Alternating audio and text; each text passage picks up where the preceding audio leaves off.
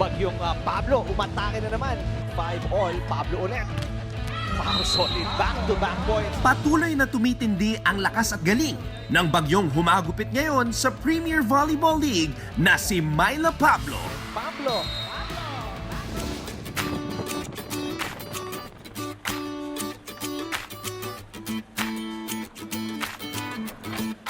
Tupong tarlak si Myla.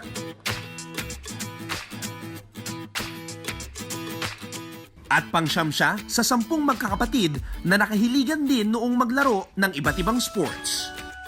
Nag-start ako mag-volleyball since grade 5. Naengganyo lang ako kasi mga pinsan ko naglalaro, mga kapatid ko din. Nagustuhan ko lang talaga na maglaro. Hindi ko naman except na yun yung magiging event ko na volleyball. Bali, grade 3 pa lang siya kinuha na siya. Ayaw ng tatay niya sumali, tumatakas lang siya. Pagka hahanapin siya ng tatay niya, wala na, nandun na sa eskwela. Kahit nung bata, ganun talaga siya, mahihiyain. Laging nakayuko. Ayun, masaya kami ng tatay niya dahil sa kanyang kinabukasan. Kaya sabi ko sa kanya, minsan lang mangyari sa buhay mo, ingatan mo lagi yun. Ni Myla, mabait, wala akong masasabi. Lahat ng sinasabi ko, tinutupad na. Masaya ako. Pasar isang taon, hindi kami nakikita. Sa TV lang, pareho po sa kanya.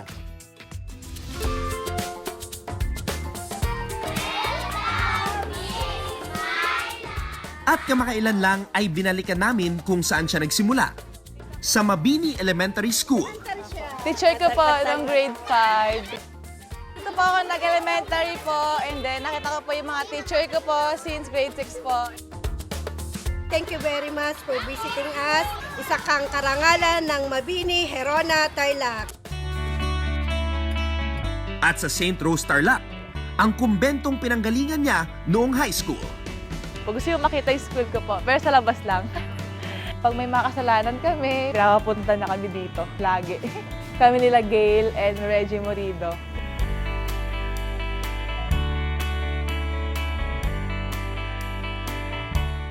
Kamusta na kayo? Okay lang. Sino coach nyo? Sir. Galingan nyo, ha? Good luck. Eh, sana mag-champion kayo. Every time na napapanood ko siya sa TV, masayang-masaya ako. Pinagmamalaki ko siya na naging estudyante ko, naging part siya ng St. Rose Catholic School. Team captain number 17, Myla Pablo.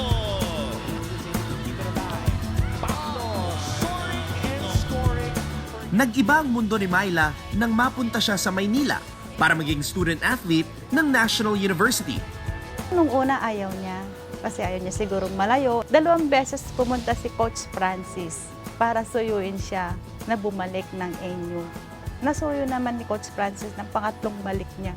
Yun na yung sunod-sunod na siguro na pagsikat ni Myla. Masaya ako na naabot niya yung mga pangarap niya.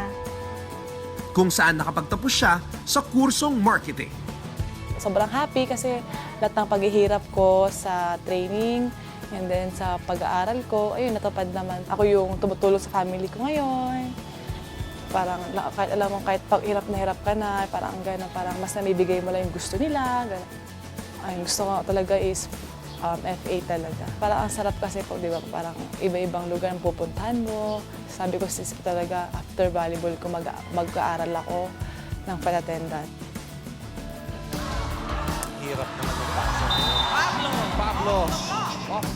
Dumating ang pinakamalaking break kay Myla nang makakuha siya ng 2 finals MVP Myla Pablo.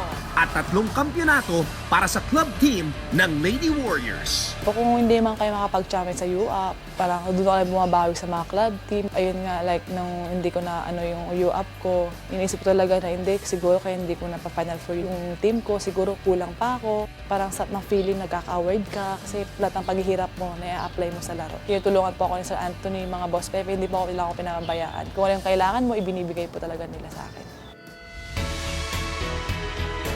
At ngayong Open Conference, isa lang ang target ni Myla, ang makamit ang 4th championship in her professional volleyball career. Salit po ako sa inasahan ng team ko. Nabibigay ko lang po yung best ko, kung ano yung makakaya ko. And kung ano yung papagawa sa akin ng mga coaches ko, gagawin ko po para sa kabuti ng team.